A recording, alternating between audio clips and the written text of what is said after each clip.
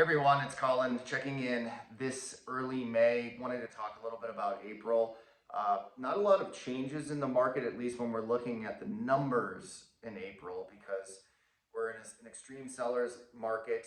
On average, homes are selling respectively, the Denver and Boulder homes market, 107% or 108.5% of list price. So we're talking about some substantial over list price on average. I mean, that's a record.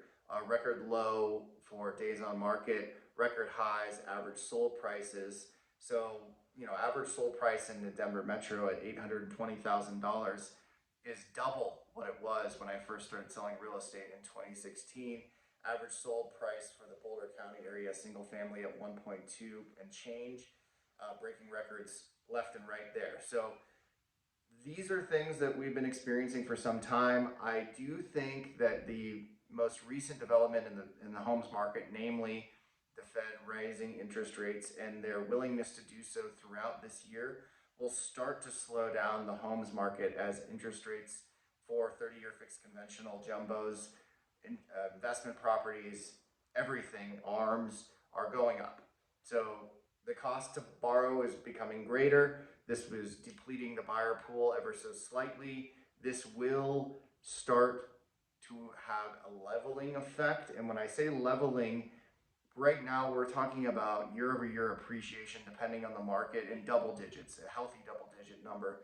So if we start to level out and we go from perhaps an 18% appreciation and cut that in half to 9, we're still talking about a fairly fluid dynamic market here in the front range. And I really anticipate that more than likely the price gains that we've seen over the last 2 years, and really even more so over the last 8 to 9 years, will likely hold, even though there is some uncertainty in the market. And we're talking about some of the most difficult days in the stock market that we've experienced. This was last week, and then I'm watching it this morning. This is a Monday morning that I'm taping this, and the stock market again is having some challenges. So the uncertainties in the market are creating a little bit of a shift in the homes market. I don't think it's going to be absorbed overnight. I do believe that we're going to remain in a fairly seller-friendly market through probably till early July, and then we may have a time of year where there's actually, in relation to what we're used to, a little bit more demand than, or a little bit more supply rather than demand. And when I say that, it's not going to be equal. We're not going to be in a buyer's market. However, it will be a little bit more evened out than what we're used to in the front range homes market, which is one of the most dynamic, fast appreciating, and stable markets in the country. I did include an article about the safety of the Boulder market specifically, and Denver's market usually does rate very highly on stability as well. Although I do believe, just for the interest of how numbers are done and how we look at things, I think Boulder's market will hold a little bit more stable as we see these shifts coming together. Denver's market, I think, will be a little bit more fluid just because there's more of everything. So there's more homes, there's more buyers out there. So I think that some of the adjustments that will be absorbed into the market, you may see a cooling that happens a little bit sooner in the Denver market versus the Boulder market. Regardless, big message, overarching theme here is timing. Timing is a difficult thing to do in the homes market.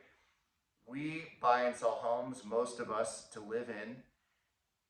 It is a very safe place to park money, and in fact, there are tremendous amounts of investors right now that are pulling money out of stocks, that are pulling money away from traditional investments and moving them into real estate assets, because we're talking about 8.5% of inflation. So cash is not a great place to be holding money, and a stock market that's having some challenges, whereas the real estate market continues to return results.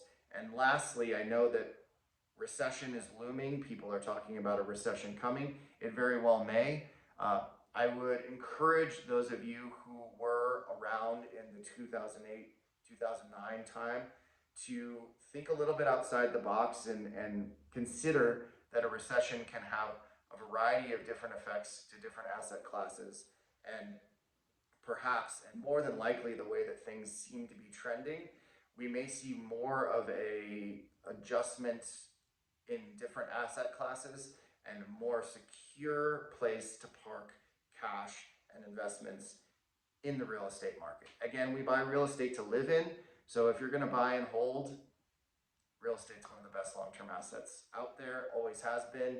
And that's been a message since day one from this end, because that's why I got into this work. So either way, I hope you all have a wonderful month. I'll talk to you next month. Take care. Ciao.